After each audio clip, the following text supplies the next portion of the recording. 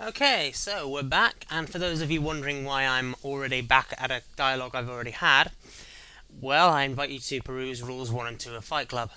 Anyway, killing shit time. Ah, traps. So, hang on. A little mic fuckery there, can't be helped. So, Urukai are a pain in the arse. I'm going to reiterate that about 15,000 times, because the actual reason that I was back in the middle of a dialogue that I was already in the middle of was because I went back, tried recording a video, died 7 times. It's crazy.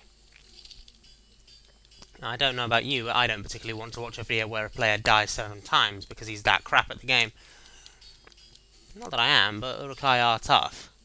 I mean, I start almost every level pretty high up in the health, and I end it pretty damn low in health. What that tells you, I'll leave to your own imagination, but it should be fairly obvious. Ah, wargs. Not a fan of wargs at all. The animation's actually quite good. Similar, as you might have realised, to the animation of the wargs in the Two Towers. I'm basically repeating myself. We all know that this game is very similar to the very similar in animation terms to the Two Towers game for the PS2, Game Boy, etc. Killing, break a box, break a tree stump. That really looks nothing like a tree stump. Warg! Warg! Warg! Sound like an orc from 40k. Ooh, level up time. Been a while since I did that. So among the things that I want to do is not do the BA divide thing, because that's starting to get on my wick, and I said I wouldn't talk about that anymore. Oh, summon Gimli. Hi, summon Gimli. You about made my day. This is what summon Gimli does.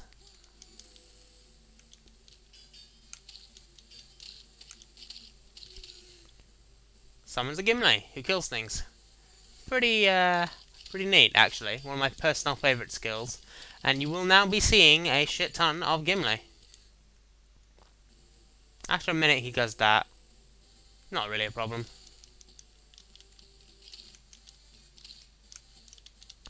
The only downside to summon Gimli is it takes an enormous amount of spirit to actually achieve, which prevents some of the more fun glitches at first, but that can be quickly rectified.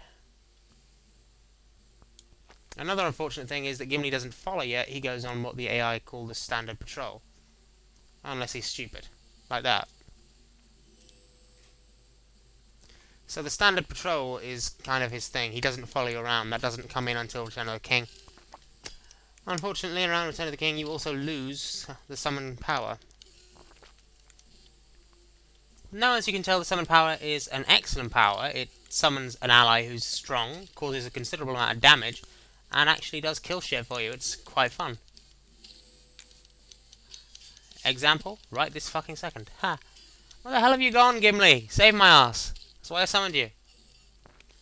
There are some minor sides, like you don't get the experience for killing things if Gimli kills it. Which, against Urukai, is not really a bad thing. Urukai are too tough for me to give a shit. They also don't drop items if you summon Gimli. And there are certain levels where you can't use summon Gimli. Oh, hell. Fuck it, I have summon Gimli. He can kill the stuff for me now. This is a difficult level, but with summon Gimli, it's just become a whole ton easier. In enemy-heavy levels, he's basically following you around because they are coming for you. And he will be summoned by their very presence.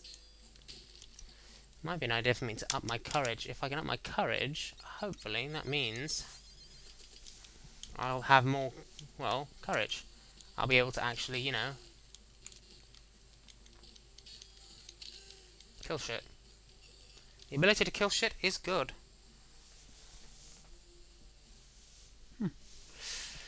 Just put my foot on Callum's Wii U there. No problem there. Oh, hello orcs, it's me Gimli. Such a shame Gimli isn't a playable character in this game in the same way he is in the Return of the King game, because he is an amazing character. And I'm gushing more about Gimli than I am about the character I'm playing. But no, it's really good to have a summon ally.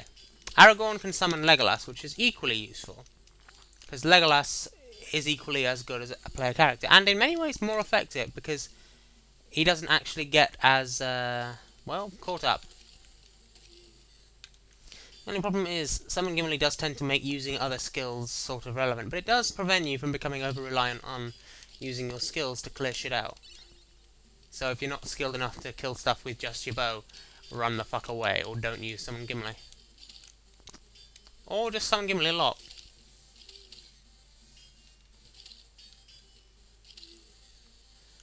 You can tell I killed that one because he dropped gems. That one counts as mine. But, of course, the paradox is you can summon a Gimli when there's already a Gimli. So, if I really wanted to, I could summon a Gimli, and there's two Gimlis.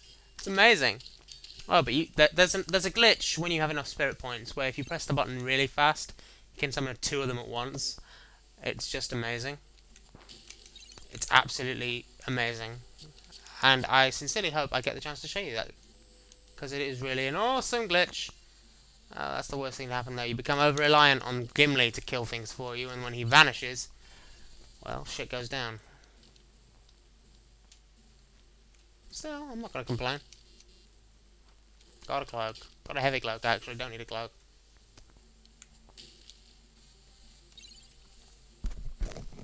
Becoming over-reliant on Gimli killing things for you is the only problem I think there is with the summon power. Then, is it really a problem when he's actually helping you win the game? I mean, if it's a choice between dying 7 times and using a Gimli to kill things for you a lot of the time, I'm not going to complain. Especially since in a lot of ways all he does is soften stuff up when you get the actual final blow in. Against enemies like this as well, Gimli can be an incredibly useful power.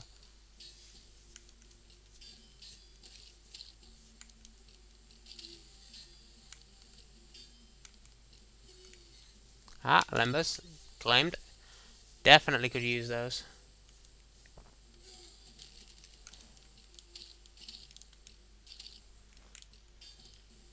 Good thing about arrow people, you can dodge the arrows. I mean, they're deadly if they hit you, and you can't always tell if they've hit you, because they vanish when they hit you. But sometimes if you move but not quite quickly enough, they'll hit you but not actually hit you, if you get what I mean. Kind of annoying. And by the way, Gimli. Ha!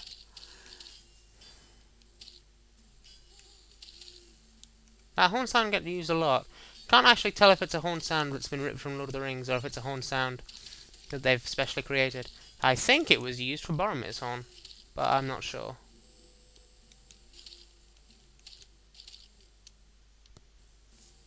And he dies.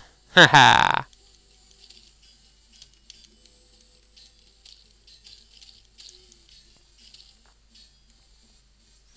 I wonder why he's wearing a purple cloak.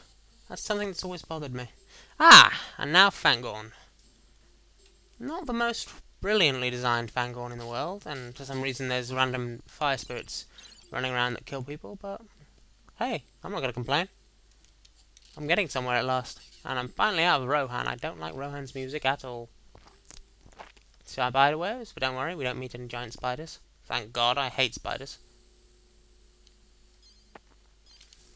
That's one thing that's kind of missing from... that's one thing that's kind of missing in a lot of other games. You get these orc interludes. It's like the orc interludes are really silly. They have silly things to say. And then they'll repeat shit as well. It's kind of crazy. Or cray, as some people say. God knows why they miss out a blinking syllable. Unless they're lazy. Or lay. Which sounds wrong on about 5 levels. Oh! Trap barrel. I hate trap barrels. Oh, first things first. First things first, I'm going to save, because saving is cool. Quite high, up to 2 levels is beyond me, but I'm not going to complain at it, because that would be silly. Oh, and now he's running after the fire spirit. Yeah, I don't quite get the fire spirits. They appear in the marshes in Mordor too, but oh well, can't be helped. Spirits! Spirits alive. Or dead. Or both.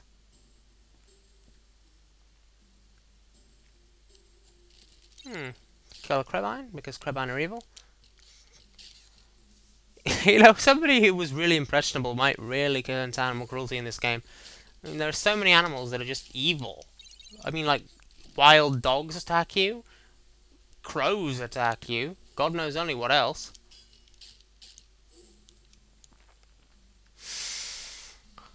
Yeah, boasting about your blade. Totally means his penis.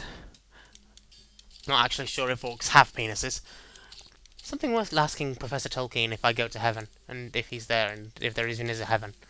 Hey, Tolkien, how the orcs breed. And then he'll probably say, I don't know, because I never thought about that, and only fucking sick people who think about orcs breeding think about orcs breeding. To which I'll go, oh shit, sorry. Oh my god. Gimli, help! I kinda don't want to get eaten by wild dogs. Oh god. What are you doing, Gimli? I swear, the AI in this game. Game Boy Advance, I suppose it's forgivable, but still, AI has come so far in the last 10 years. It really has.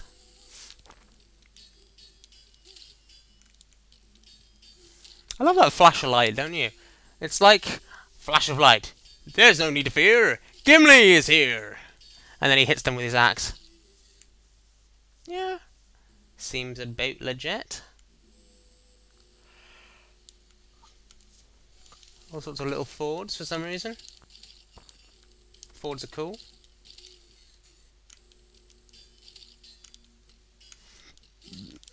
Ooh. Close. Close. Got ya. And, say hello to my little friend.